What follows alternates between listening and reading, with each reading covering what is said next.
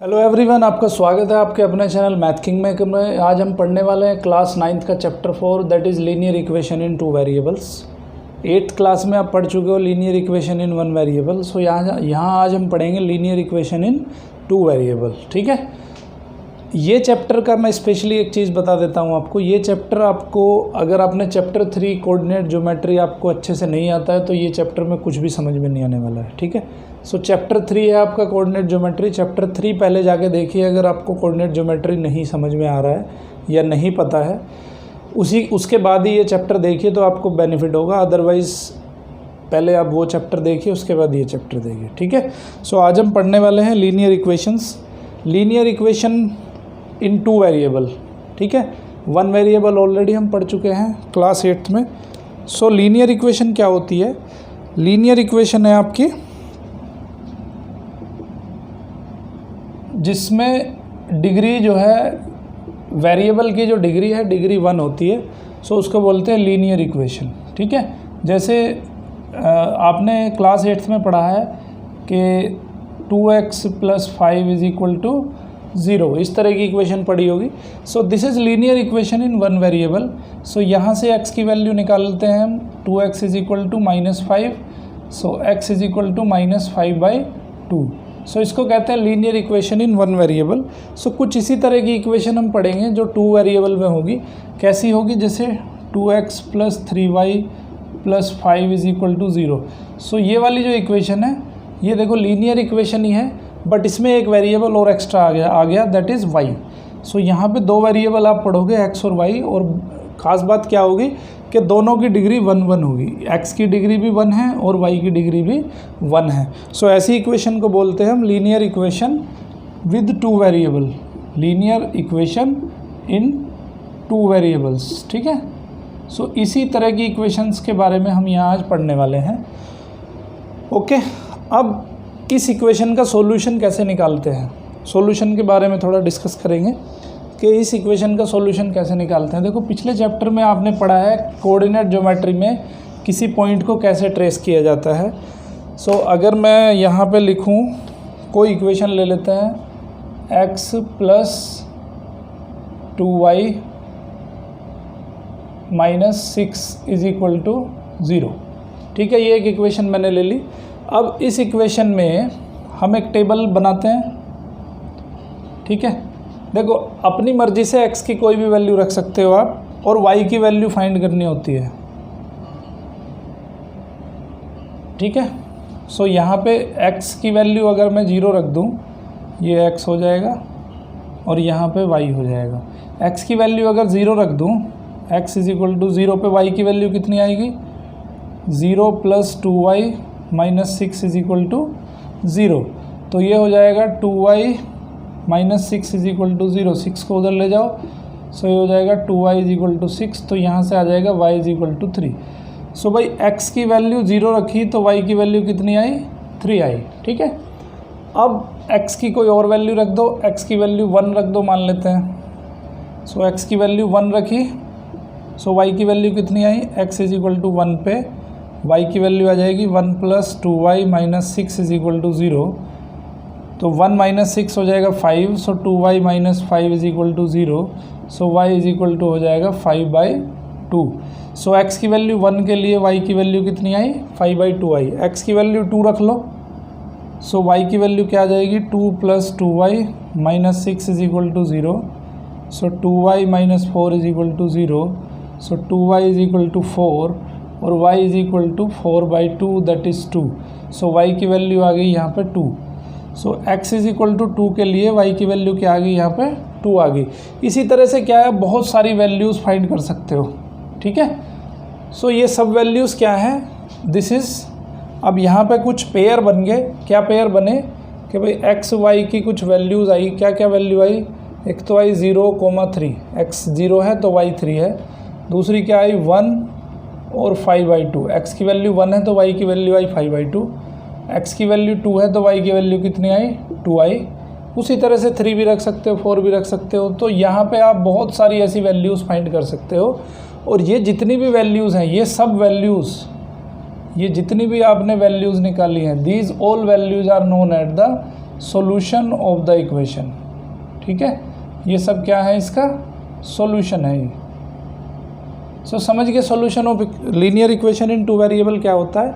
आपको x और y की वैल्यूज़ ऐसी ऐसी ढूंढनी है जिसके लिए इक्वेशन सेटिस्फाई होती हो। ठीक है, सो ऐसे सॉल्यूशंस को कहते हैं, ऐसे x y की उन वैल्यूज़ को कहते हैं इस इक्वेशन का सॉल्यूशन। ठीक है, सो यहाँ पे आपको एक्सरसाइज 4.1 करनी है। 4.1 में क्या है, सिर्फ इक्वेशन बनानी है आपको। ठीक है, 8th क्लास में आप पढ़ चुके हो कि लीनियर इक्वेशन कैसे बनाते हैं वन वेरिएबल में। तो यहाँ पे इक्वेशन बनानी है।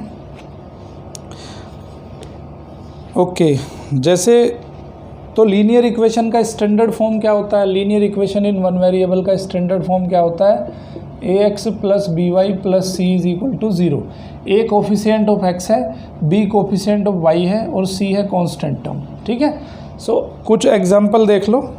जैसे एक एग्जांपल दिया है कि 2x plus 3y is equal to 4.37।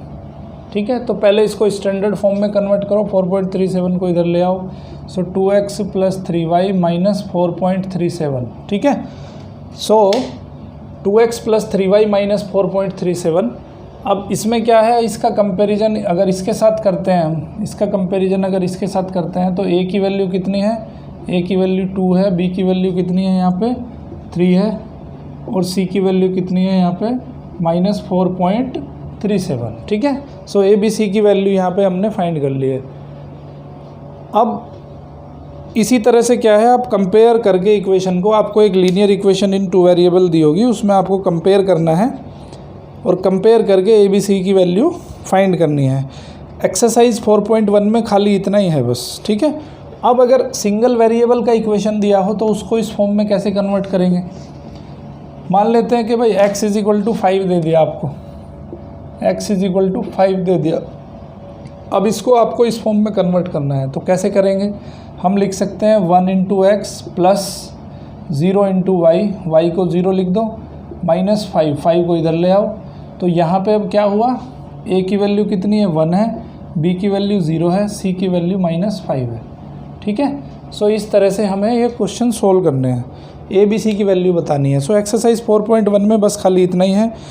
उसके बाद सॉल्यूशन ऑफ लीनियर इक्वेशन मैंने आपको बताई दिया। सॉल्यूशन ऑफ लीनियर इक्वेशन कैसे, आपको x और y के वो पेयर निकालने हैं जिससे कि इक्वेशन सेटिस्फाई हो जाती हो। ठीक है, वो पेयर निकालने का तरीका मैंने आपको बता दिया। x की कोई भी वैल्यू अपने मन से रख सकते हो, y की वैल्यू फाइंड करनी है उस वैल्यूज़ के लिए। ठीक है, सो जैसे एक एग्जांपल दिया है, आपका एग्जांपल कर लेते हैं। x plus Y is equal to 2x, x plus Y is equal to 6। Okay, ये मैंने कर दिया, अभी एग्जांपल आपको करके दिखाया था, तो उसी तरह से ये करना है हमें। सो यहाँ पे अब उसके बाद आती है एक्सरसाइज नंबर 4.2। 4.2 में खाली यही है आपका कि भाई आपको कैसे ये इक्वेशन सोल्व करनी है, क्या क्या इसके सॉल्यूशन हो सकते हैं। सो सॉल्यूशन निकालने का तरीका, x की वैल्यू रखो, y की वैल्यू फाइंड कर दो। x की वैल्यू कुछ भी अपने मन से आप रख सकते हो, जो आपको इजी लगे, कन्वीनियंट लगे। 0 रख दो, 1 रख दो, 2 रख दो, 3 रख दो, 4 रख दो, 5 रख दो, -1 रख दो, -2 रख दो, जो भी वैल्यू आपको कन्वीनियंट लगे। ठीक है, अभी हम इसको ग्राफिकली ड्रॉ करेंगे इक्वेशन को। सो ग्राफिकली ड्रॉ करने का तरीका क्या है, जैसे मैंने लिखा था x plus 2y is equal to 6, ये कोई इक्वेशन मैंने लिखी थी। ठीक है, इसके सॉल्यूशन क्या क्या आए थे, सॉल्यूशन इसके आए थे, एक आया था 2, जब x की वैल्यू 2 रखी थी तो y की वैल्यू 2 आई थी। एक सॉल्यूशन आया था 0, 3, जब x की वैल्यू 0 रखी थी तो y की वैल्यू 3 आई थी। एक आया था 6, 0 और एक वैल्यू आई थी 4, 1। ठीक है, ये वैल्यूज़ आप निकाल सकते हो। तो सबसे पहले अगर हमें इसको ग्राफिकली ड्रॉ करना है, ठीक है, ग्राफिकल रिप्रेजेंटेशन अगर करना है x plus 2y is equal to 6 का, सो सबसे पहले हम क्या करेंगे, हम ये सॉल्यूशन निकालेंगे। सॉल्यूशन उसी टेबल की हेल्प से आप करोगे। ठीक है, तो सबसे पहले आपको एक टेबल बनानी पड़ेगी x और y की। कुछ पॉइंट फाइंड कर लो x y, x की वैल्यू 2 रखी तो y की वैल्यू 2 आई, x की वैल्यू 0 रखी तो y की वैल्यू 3 आई, x की वैल्यू 6 रखी तो y की वैल्यू 0 आई, x की वैल्यू 4 रखी तो y की वैल्यू 1 आई। अब क्या करना है, देखो ये आपको कुछ पॉइंट मिल गए, ये आपको कुछ कोऑर्डिनेट मिल गए। ठीक है, सो इन कोऑर्डिनेट को हम ड्रॉ करेंगे कैसे, आपने पिछले चैप्टर में सीखा है कि किसी कोऑर्डिनेट को ड्रॉ कैसे करना है ज्योमेट्रिकल एक्सिस पे। सो ये एक्सिस है आपका x, ये है एक्सिस माइनस एक्स, ठीक है, ये y है, ये माइनस y है।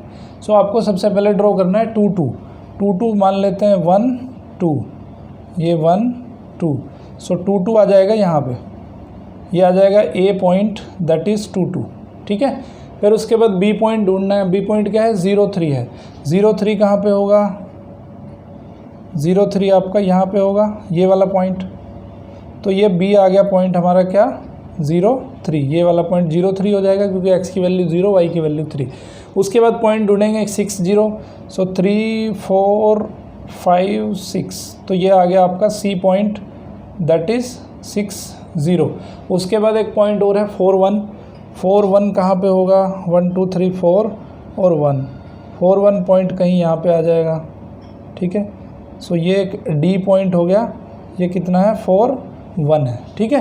अब क्या करना है हमें, इन चारों पॉइंट को हमें मिला देना है। और एक चीज़ और ध्यान रखने की है कि चारों पॉइंट बिल्कुल एक लाइन में होंगे, सो दैट मीन्स आपको पता चल जाएगा कि आपने जो सॉल्यूशन किया है वो ठीक है कि गलत है। ये सब एक लाइन में होने चाहिए, एक लाइन में नहीं आ रहे हैं इट मीन्स आपने कुछ ना कुछ गड़बड़ किया है। सो इन चारों पॉइंट्स को आपस में मिला दो स्केल की हेल्प से, ठीक है, स्केल और पेंसिल की हेल्प से। तो ये जो लाइन बनी है, स्ट्रेट लाइन जो बनी है, ठीक है, ये स्ट्रेट लाइन क्या है आपकी, ये वाली लाइन है, ये x + 2y = 6, ठीक है। सो इस तरह से किसी भी लीनियर इक्वेशन जो कि 2 वेरिएबल में है, इस तरह से हम उस इक्वेशन को ग्राफिकली रिप्रेजेंट कर सकते हैं, ठीक है। तो ये पॉइंट्स का आपको पता होना चाहिए कि ये पॉइंट्स कैसे ड्रॉ होंगे। सो ये हुआ किसी भी लीनियर इक्वेशन इन 2 वेरिएबल्स का ग्राफिकल रिप्रेजेंटेशन, ठीक है। सो ग्राफिकल रिप्रेजेंटेशन करके आप ये बता सकते हो। इसी तरह से आपके बुक में बहुत सारे एग्जाम्पल दिए हैं, एग्जाम्पल नंबर 5 है, एग्जाम्पल नंबर 6 है, 7 है, 8 है, ठीक है। मैं इनको करने वाला नहीं हूँ, ये जस्ट आपको करना है। कंसेप्ट यही है, एक्स वाई की टेबल बनानी है, कुछ पॉइंट मिलेंगे आपको, पॉइंट यहाँ पे ट्रेस करने हैं। पॉइंट मैक्सिमम 3 ले लो, ठीक है, 4 भी ले सकते हो, 3 भी ले सकते हो, 3 ले लो वो सफिशिएंट है, 4 लेने की ज़रूरत नहीं है, ठीक है। 3 पॉइंट खाली ड्रॉ कर लो। उसके बाद आपकी एक्सरसाइज नंबर 4.3 है। 4.3 एक्सरसाइज बिल्कुल इसी कंसेप्ट पे है। आपको कुछ इक्वेशन दी होंगी, इक्वेशन को ग्राफिकली आपको रिप्रेजेंट करना है, ठीक है। सो ये भी आपको खुद करनी है। कुछ डाउट होता है तो आप कमेंट बॉक्स में जाके कमेंट कर सकते हैं, वहाँ पे डाउट पूछ सकते हैं। उसके बाद हम पढ़ेंगे equation of line parallel to the X axis and Y axis, ठीक है। कोई इक्वेशन अगर देखो, ये चीज़ मैंने पहले पढ़ा चुका हूँ मैं कोऑर्डिनेट ज्योमेट्री में, कि कोई इक्वेशन अगर एक्स एक्सिस के पैरेलल होगी तो उसका इक्वेशन क्या होगा, वाई एक्सिस के पैरेलल होगी तो क्या इक्वेशन होगा। अगर नहीं आपको पता है तो कोऑर्डिनेट ज्योमेट्री जो 3rd चैप्टर है क्लास 9th का, उसमें जाके आप देख सकते हो। सो कोई equation is parallel to axis, दोनों एक्सिस के पैरेलल इक्वेशन देखते हैं। देखो एक इक्वेशन ये आपका एक्स एक्सिस है, वाई एक्सिस -x -y, ठीक है। अब कोई इक्वेशन अगर इसके पैरेलल हो जाती है, किसके पैरेलल हो जाती है, एक्स एक्सिस के पैरेलल हो जाती है, और ये मान लेते हैं हम कि यहाँ से इसका डिस्टेंस कितना है, c डिस्टेंस है, ठीक है। तो एक्स एक्सिस के पैरेलल जो इक्वेशन होगी उसमें सिर्फ y कोऑर्डिनेट होगा, x कोऑर्डिनेट होगा नहीं, ठीक है। सो y कोऑर्डिनेट कितना है, y = कितना है, यहाँ पे वैल्यू c है। सो अब इस इक्वेशन पे कहीं, इस लाइन पे कहीं भी चले जाओ तो आपको क्या मिलेगा, y = c मिलेगा। x की कोई भी वैल्यू रख दो, y की वैल्यू हमेशा c ही रहेगी, ठीक है। जैसे x की वैल्यू 1 रखोगे तो भी y की वैल्यू c मिलेगी आपको, x की वैल्यू 2 रखोगे तो भी y की वैल्यू c मिलेगी, x की वैल्यू 3 रखोगे y की वैल्यू फिर भी c मिलेगी, 4 रखोगे y की वैल्यू फिर c मिलेगी आपको। So y is always constant that is equal to c। तो ये हो गया equation, once equation is parallel to x axis. अब अगर equation parallel to y axis हो जाती है तो क्या होगा, बिल्कुल सिंपल वे में अगर इक्वेशन y एक्सिस के पैरेलल हो जाती है तो जैसे यहाँ पे आया है y = c, तो उसी तरह से अब देखो ये तो पॉजिटिव क्वाड्रेंट में है, ठीक है, y = c। अगर यहाँ पे ऐसा हो जाता, अगर ये c हो जाती, ठीक है, अगर ये नेगेटिव क्वाड्रेंट में होती तो यहाँ हो जाता y = -c, क्योंकि y की वैल्यू कितनी है, -c है, हमेशा y की वैल्यू -c रहेगी।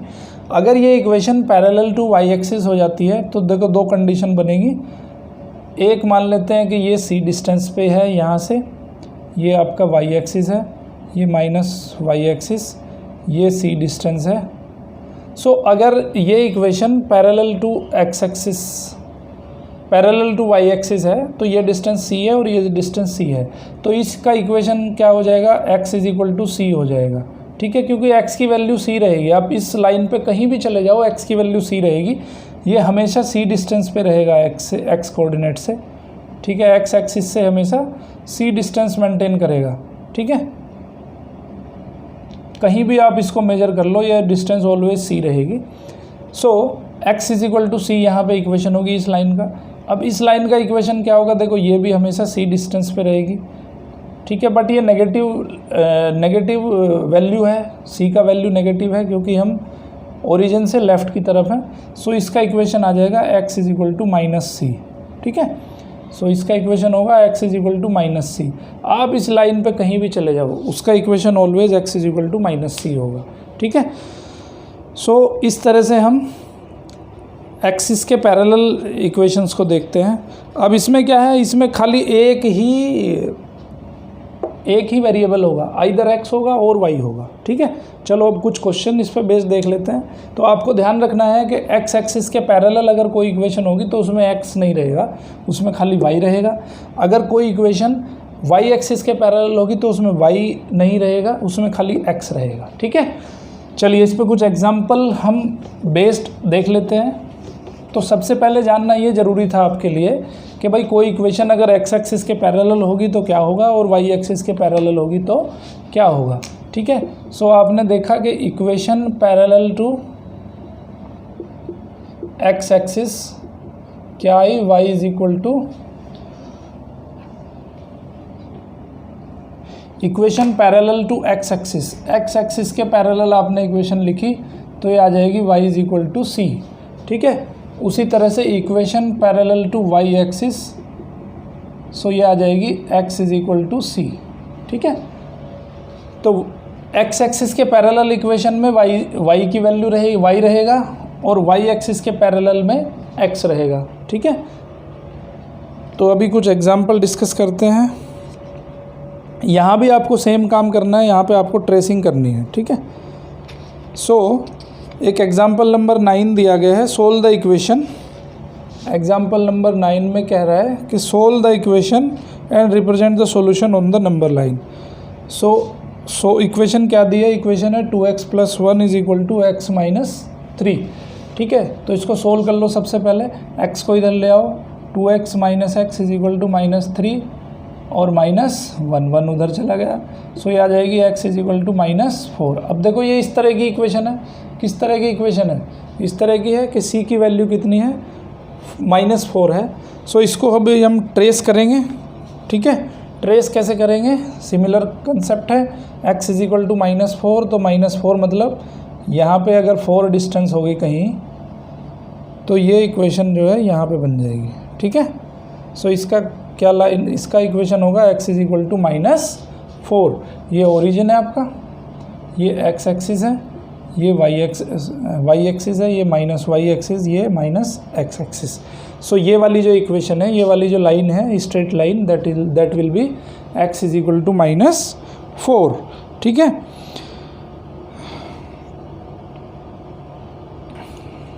तो इस तरह से आप इसको कर सकते हो।